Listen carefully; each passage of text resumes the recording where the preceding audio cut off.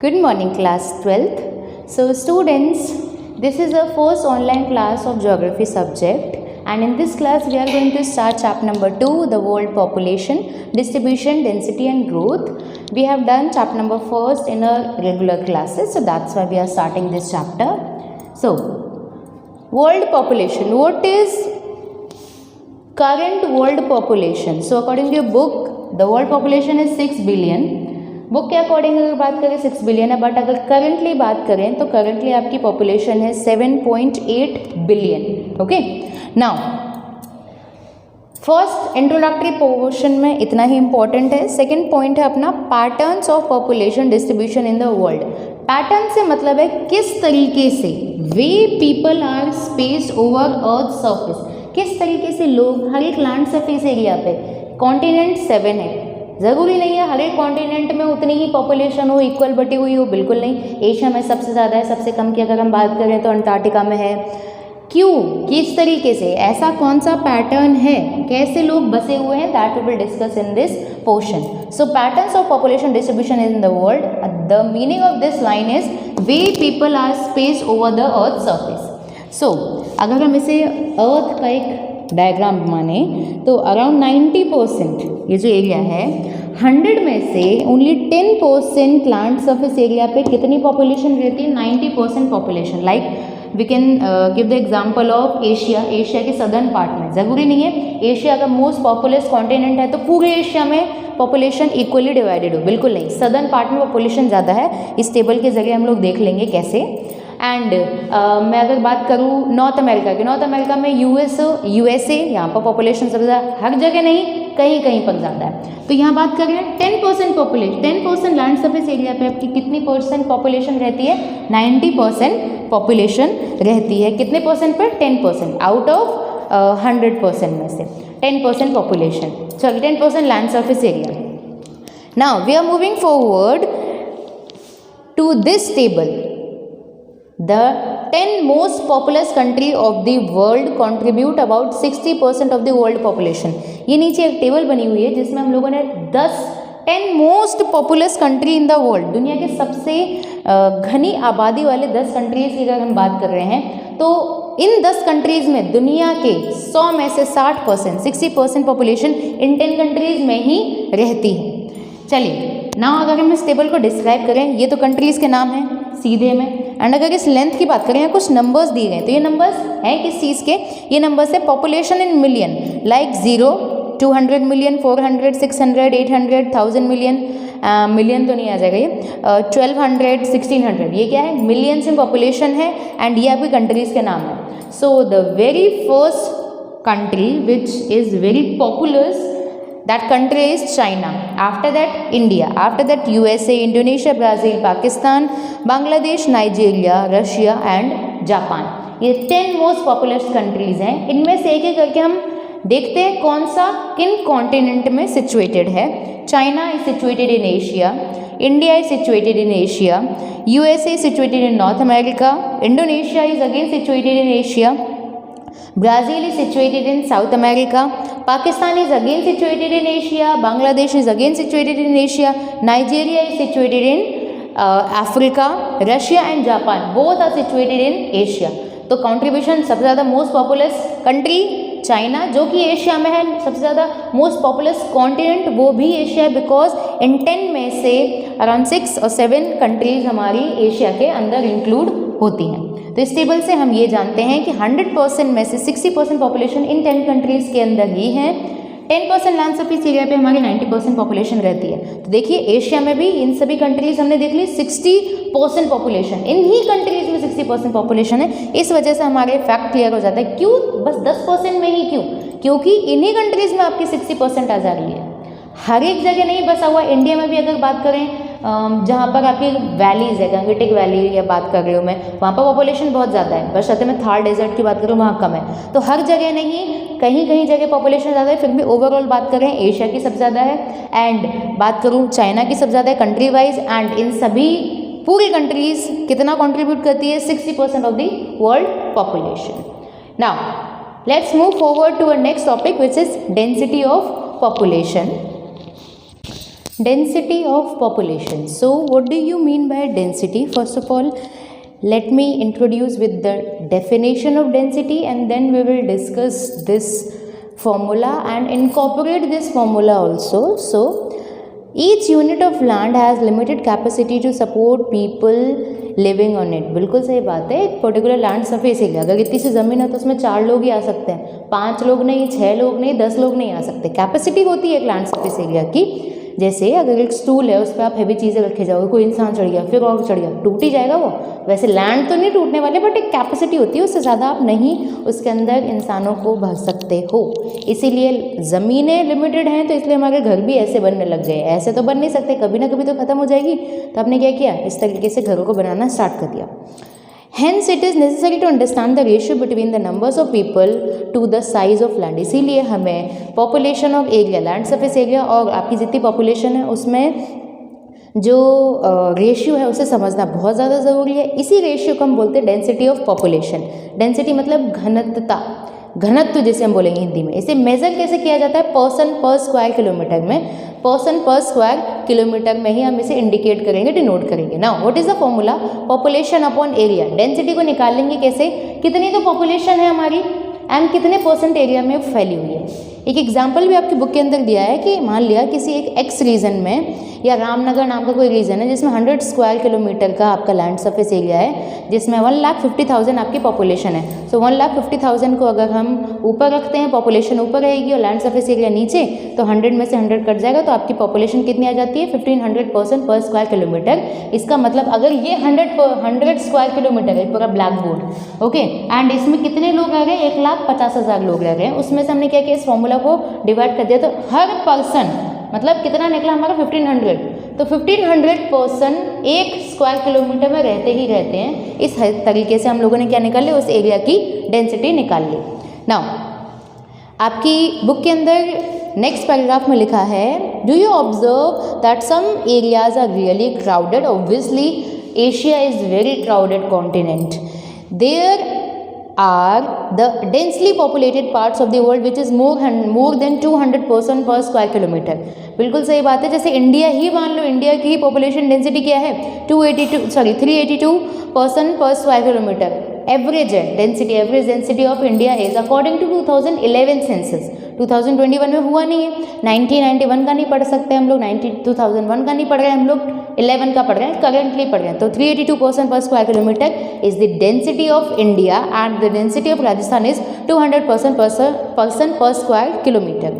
सो यहाँ पर कुछ क्राउडेड जगह के नाम दिए गए हैं, जैसे north eastern part of USA, north western part of Europe, south and south east and eastern Asia. South मतलब अपना वाला है, मतलब इंडिया वाला पार्ट, एंड साउथ ईस्ट की अगर हम बात करें तो इंडोनेशिया का बांग्लादेश वाला पार्ट आ जाता है साउथ ईस्ट के अंदर, एंड ईस्टर्न एशिया में चाइना जापान वाला पार्ट आ जाता है. तो क्या ये मोस्टली क्राउडेड एरियाज हैं, लैंड सरफेस एरियाज हैं. On the other areas like those near the north and south poles, वहाँ हॉट एंड कोल्ड डेजर्ट है. कोल्ड डेजर्ट मीन्स अंटार्कटिका और आर्कटिक पे तो कोल्ड है ही, और हॉट डेजर्ट में भी अगर हम बात करें 0 डिग्री के आसपास बहुत ज़्यादा हॉट डेजर्ट मिलते हैं. ऑस्ट्रेलिया में बहुत ज़्यादा हॉट डेजर्ट है.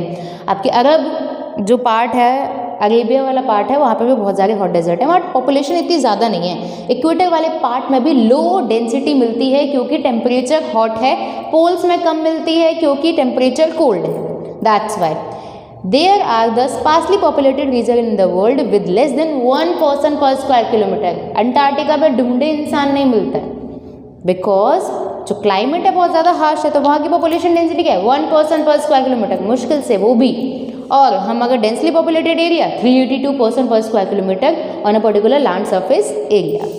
Now, in between these two types are the areas of medium density, 11 to 50 person per square kilometer. ये medium density वाले हैं. Western China, Southern India in Asia, Norway, Sweden, Europe are some examples. Now, आपकी figure 2.2 दी गई है जिसमें आपकी densely populated areas को black colour से इंडिकेट किया है, जिसमें यूएसए आ रहा है, यूरोपियन आ रहा है, यूरोपियन पार्ट आ रहा है आपका, अफ्रीका के कुछ पार्ट्स आ रहे हैं, एशिया का मोस्ट पार्ट आ रहा है, इंडिया आ रहा है, चाइना आ रहा है, उसके बाद आपके बांग्लादेश, मतलब वेस्ट ईस्टर्न पार्ट आ रहा है एशिया का, डेंसली पॉपुलेटेड। इंडोनेशिया वाला पार्ट भी आ रहा है, जो कि आप अपने बुक्स के अंदर देख सकते हैं। I will also provide you the picture of this page. So now we are moving forward to our next topic, which is factors affecting the distribution of population। क्यों कहीं ज़्यादा हैं कहीं कम है, ऐसे क्या रीजंस हैं कि लोग वहाँ नहीं बसे, क्यों लोग अंटार्कटिका में जाकर रहना नहीं पसंद करते हैं, ऐसे क्या रीजंस हैं, that we will discuss in this point. So factors affecting the distribution of population is mainly divided into 3 parts. First part is geographical factors, second is economic factor, and the third one is social and cultural factors. Now geographical factors के अंदर हम land surface area को जो चीज़ें affect करेगी उनसे related points हमारे। पहला है अवेलेबिलिटी ऑफ वाटर, पानी जहाँ मिलेगा वहीं लोग रहना पसंद करेंगे, पानी नहीं लोग नहीं। लैंड फॉर्म ऊपर खबर है, हमें रहना पसंद नहीं आएगा। प्लेन लैंड सरफेस एरिया पे लाइफ ज़्यादा इजीली एग्जिस्ट करती है, दैट्स वाई। क्लाइमेट हार्श हुआ नहीं रह सकते, क्लाइमेट हमारे बॉडी टेम्परेचर के अकॉर्डिंग है, हम बिल्कुल रहेंगे। सॉइल की फर्टिलिटी अच्छी है तो हम रहेंगे, अगर सॉइल फर्टाइल नहीं है तो वहाँ रहने का क्या फ़ायदा, बिकॉज आप एग्रीकल्चर कर नहीं सकते हो। सो मिनरल्स, जहाँ मिनरल मिलेंगे वहाँ फैक्ट्रीज खुलेंगी, हम लोग वहाँ पर पॉपुलेशन आपकी डेंसिटी ज़्यादा होने लग जाएगी। अर्बनाइजेशन, धीरे धीरे किसी एरिया में फैसिलिटी हमें अच्छी मिल रही है, धीरे धीरे लोग आके बसने लग गए, वहाँ पर शहरीकरण हो गया, लोग शहरों की तरफ ज़्यादा बढ़ते हैं, गाँव से शहरों की तरफ माइग्रेशन होता है, तो क्या हुआ, अर्बनाइजेशन फैलता जा रहा है, पॉपुलेशन ज़्यादा हो गई, क्योंकि वहाँ पर हमें इकोनॉमी के अदर सोर्सेज अच्छे से मिल पाते हैं। इंडस्ट्री जहाँ बसेगी वहाँ पॉपुलेशन ज़्यादा हो जाएगा। Social and cultural factors we will discuss in this class in detail. So let's start with the very first topic, availability of water. Firstly, I would like to say you all have to purchase the books, easy हो जाता है पढ़ने के लिए। सो जैसे हम आपको points explain करते हैं आप अपनी बुक में ध्यान से दे सकते हैं, उसी के साथ साथ आपके पॉइंट्स भी क्लियर आउट होते जाएंगे। First point, availability of water, it is most important factor for life. Obviously बात है, पानी कुछ घंटों में ही चाहिए तो इम्पॉर्टेंट फैक्टर है, उसके बिना हम नहीं रह सकते हैं। So people prefer to live in areas where fresh water is easily available. स्वच्छ पानी, साफ पानी हमें जहाँ मिल जाए वहाँ पर रहना इंसान ज़्यादा पसंद करता है, because it is use for drinking, bathing, cooking, also for kettles, crops, industries and navigation. इसके बहुत सारे यूजेज हैं। It is because of this that river valleys are among the most densely populated areas of the world। इसीलिए ऐसा कहा जाता है river valleys, जैसे गंगा वैली की मैं बात करूँ, मोस्ट पॉपुलस स्टेट है हमारा यूपी, गंगा के पास से जाता है। मोस्टली पॉपुलेटेड मतलब सबसे ज़्यादा density, the density of India is highest in Bihar according to 2011, Ganga valley जा रही है। 2001 के हिसाब से वेस्ट बंगाल की पॉपुलेशन डेंसिटी ज़्यादा थी, गंगा रिवर जा रही है, तो गंगा रिवर के आसपास पॉपुलेशन बहुत ज़्यादा है, क्योंकि क्या है, ये ज्योग्राफिकल फैक्टर है, जहाँ पानी मिलेगा वहाँ लोग बसेंगे। Now second point, land forms, people prefer living on flat plains and gentle slope. ऐसी जगह पे कोई रहना पसंद नहीं करेगा, लोग सीधी मतलब स्लोप्स, जेंटल स्लोप्स पे रहना पसंद करेंगे, बशर्ते बहुत ही ज़्यादा रफ या बैडलैंड टोपोग्राफी हो। फ्लैट लैंड सरफेस से फ्लैट प्लेन्स पे रहना लोग ज़्यादा प्रेफर करते हैं। This is because such area are favourable for the production of crops, building roads and industries. आप किसी पहाड़ पे इंडस्ट्री नहीं बना सकते हो, रोड बना सकते हो, मुश्किल लगेगी, प्रॉब्लम्स आपके सामने आएंगी, उसके बशर्ते आप फ्लैट लैंड सरफेस जगह पे कुछ भी बिल्डअप कर सकते हो। The mountains and hilly areas and the development of transport network and hence initially do not favour agriculture and industrial development. Agriculture हो सकता है, टेरेस फार्मिंग हो सकती है, बट आप राइस ऐसी बहुत सारी कल्टिवेशन आप माउंटेनियस रीजन पे नहीं कर सकते हैं, दैट्स वाई इंडस्ट्रियल डेवलपमेंट भी बहुत मुश्किल है। इसीलिए लैंड फॉर्म प्लेन हो वहाँ पर पॉपुलेशन ऑब्वियसली हमें ज़्यादा देखने को मिलती है। So these areas tend to be less populated. कौन से areas? Mountainous areas tend to be less populated.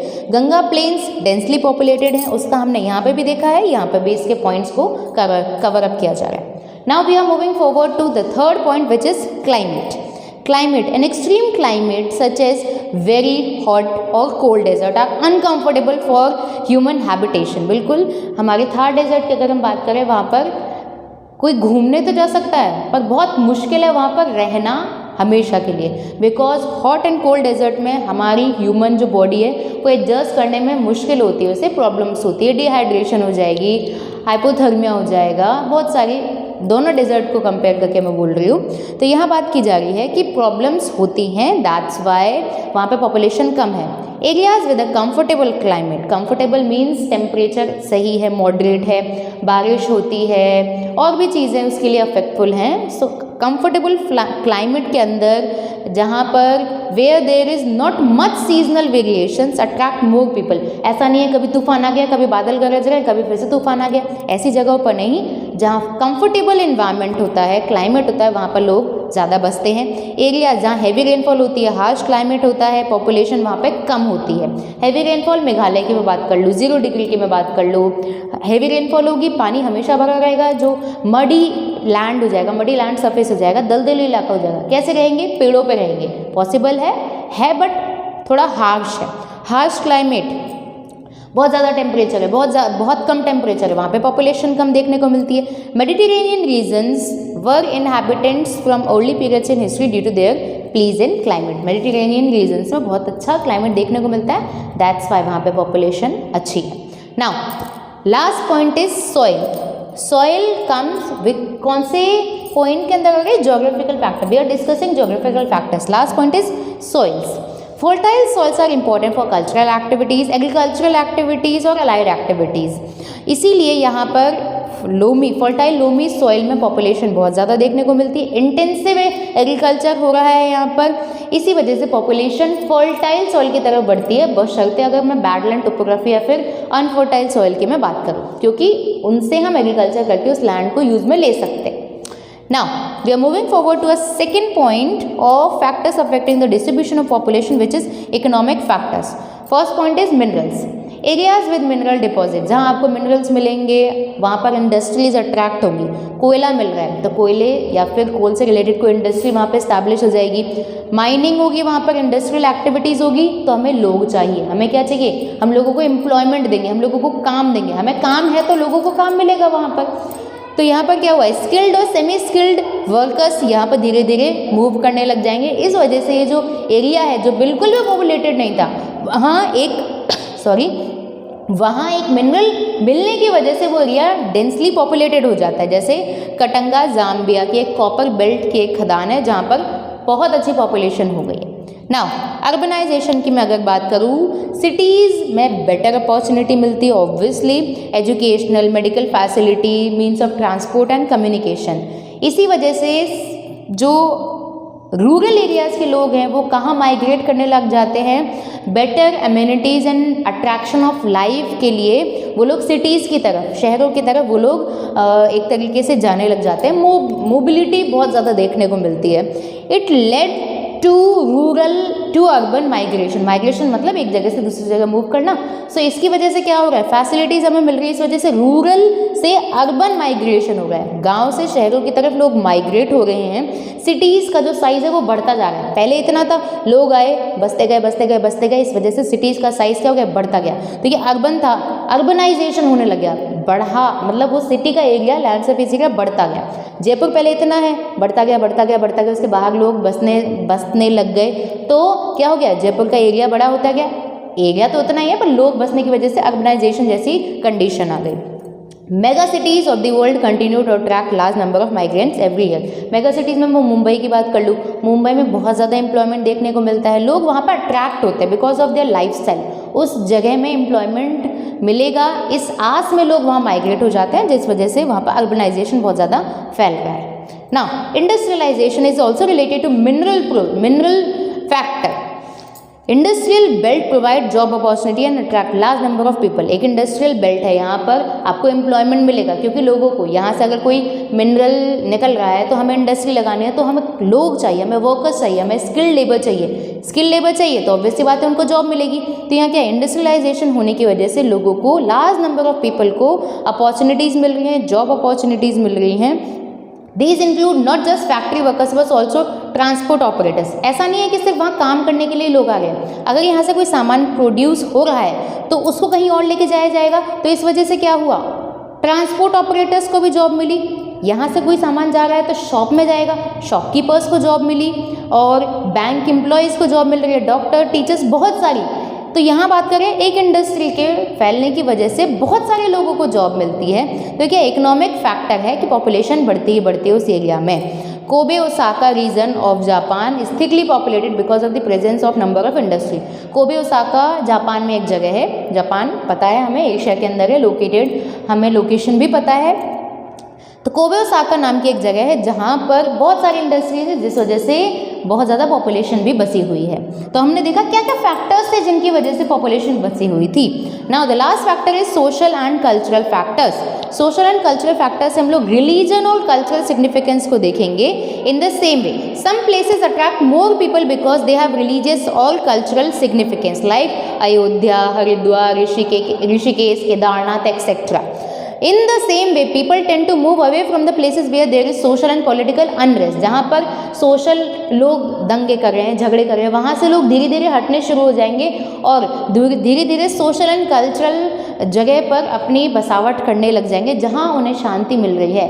Example हमने क्लास में डिस्कस किया था। Many a times government offer incentives. लोगों को वहाँ बसने के लिए इंसेंटिव्स दिए जाते हैं जहाँ कम पॉपुलेशन है और जहाँ पर क्राउडेड है वहाँ से मूव अवे करवाया जाता है लोगों को। Now, by this topic we have completed our today's class. In the next class we will discuss population growth. We have discussed the distribution, we have discussed the density. What is the density of India? The density of India is 382% per square kilometer. And what is the density of Rajasthan? The density of Rajasthan is 200% per square kilometer. How can we count density? Density को कैसे count किया जाता है? Density को count किया जाता है population upon area से। पॉपुलेशन जितनी उसको हम डिवाइड कर देंगे एरिया से। जैसे एक एरिया है, एक जगह है, इस ब्लैक बोर्ड को ही हम एक एरिया मान लेते हैं। इसकी जो नंबरिंग है वो है 100 square kilometre, okay. And population कितनी थी? 1,50,000। 1,50,000 upon area means 100 square kilometre. Answer आ जाता है 1500। 1500% पर स्क्वायर किलोमीटर में रहते ही रहते हैं, इसे हम बोलते हैं डेंसिटी ऑफ पॉपुलेशन। डेंसिटी वहीं बसती है जहाँ हमें बहुत सारी फैसिलिटीज़ देखने को मिलती है, फैक्टर्स देखने को मिलते हैं। वो फैक्टर्स क्या हैं? वो फैक्टर्स हैं ये मेजर 3 फैक्टर्स हैं हमारे, geographical factors, economic factors, social and cultural factors. Now geographical factors geography से रिलेटेड है। क्या चाहिए हमें रहने के लिए? पानी चाहिए, ज़मीन चाहिए, क्लाइमेट चाहिए, सॉइल चाहिए। We need all these to located to the significance of population. And अगर हम बोलें ज्योग्राफिकल फैक्टर्स के साथ साथ हमें मनी भी चाहिए। क्यों हम वहाँ बसें? We have the reason. क्या रीजन्स हैं? एम्प्लॉयमेंट मिलेगा। एम्प्लॉयमेंट, हम उस जगह पे नहीं जाके रहना चाहेंगे जहाँ पर हम कोई काम ही नहीं कर पाए। जैसे जंगल में जाके आप क्या काम कर लोगे? लकड़ी बीन ली, कोई इंडस्ट्री को दे दिया, कुछ तो करेंगे ना। रहने के लिए, लाइवलीहुड के लिए कुछ ना कुछ करना पड़ेगा। कुछ ना कुछ करने के लिए हम फैक्टर्स देखते हैं कि हम वहाँ जाके क्यों बसे, क्योंकि हमें कुछ मिल रहा है।